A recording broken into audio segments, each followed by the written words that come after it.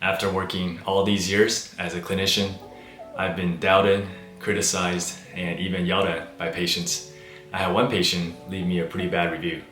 Here's what I've learned throughout the years and how I've responded. Hi, I'm Jeffrey, physiotherapist for 7 years, and welcome to Life of a Taiwanese PT living in Houston. This week's episode was actually inspired by a recent patient encounter. You will have patients who you click with and connect with right away. You'll have patients who might take a little bit longer to warm up, and you'll also have patients who reject you right away, and sometimes for no reason. Those I don't really get, but you'll have patients who you don't get along with as well, whether it's like personality clashes or you guys don't really vibe with, and that's okay. You can't please everybody, and that's something I learned early on, and that has really helped me kind of handle and cope with some of these encounters. No matter how patients respond, I always make an effort and respond with respect and a smile. The sooner you realize that you can't please everyone, the happier you'll be. Now, of course, that's not saying don't learn from your mistakes or don't look for things or aspects in your life that you can improve on. You still want to improve and be better, but that's just a mindset that can help yourself and kind of keep things moving. We work in healthcare, and the healthcare model is still very business oriented. Patients are like customers. We're still providing customer service.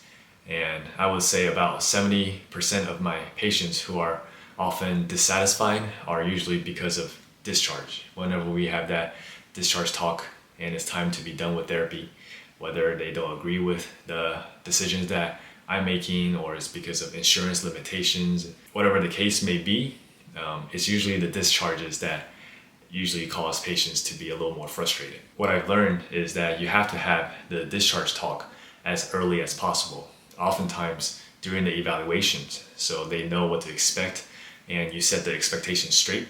So whenever it gets closer to discharges, they won't be as rattled or as taken aback. How you present certain information to patients, how you explain things can also matter a lot. How you frame the topic and how you start the conversation can also be important. And you always want to be empathetic and make sure you let it be known that you are listening to what they're saying and you understand their concerns as well. I think recognizing when someone is starting to get upset is very important, so you don't let it get to that point. You start de-escalating already and just kind of redirect and do whatever you need so it doesn't get to that boiling point.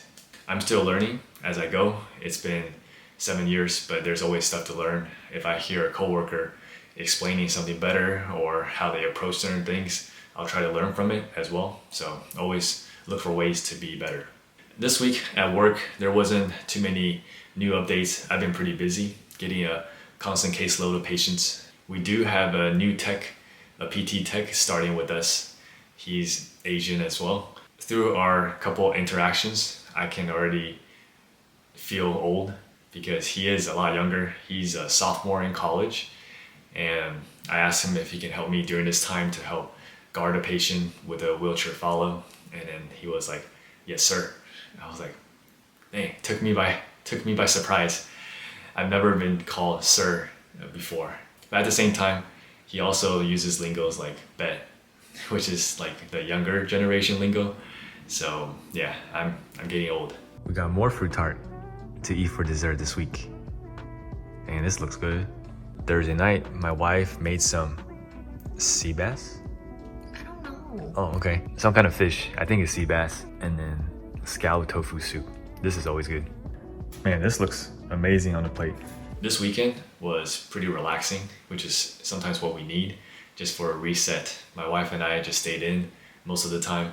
Friday night, we got some Five Guys for dinner, and this thing hits. I got the cheeseburger, and we got the Cajun fries. Man, the ketchup. And we rewatched some more Harry Potter. So we watched the second and the third one, Friday, Saturday nights. It's Saturday, and my wife's out hanging out with her friend, so I'm home alone, figuring out what to eat. I picked up some McAllister sandwich, and I got their new sandwich, that was advertised. It's a spicy barbecue chicken. Really good, actually. Comes with a pickle. I got chicken tortilla soup. And I'm watching Mikey Chen eating stuff in Japan.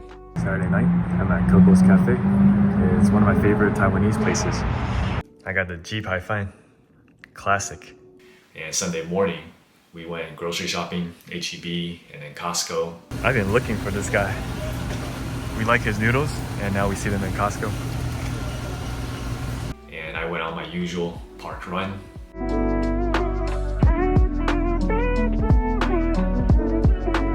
Right now, I'm at 3 miles. My pace was 10 minutes 40 seconds. So I still have a ways to go to try to get that time closer to 10 minutes. It's coming up in like 3 weeks. I think having these more relaxed or chill weekends is definitely good for my mental health throughout the week.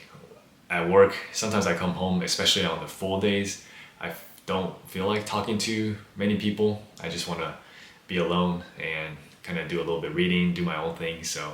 And spending time with my wife really helps kind of recharge the social battery. I'm usually a lot more introverted, but at work you're talking a lot. So by the end of the week, I usually need a little bit of a recharging. Hope you guys enjoyed this week's vlog and update. If you guys made it this far, might as well give it a thumbs up. Thank you guys for watching, and click here to watch my last vlog where I talk about my thoughts on being a PT after 7 whole years.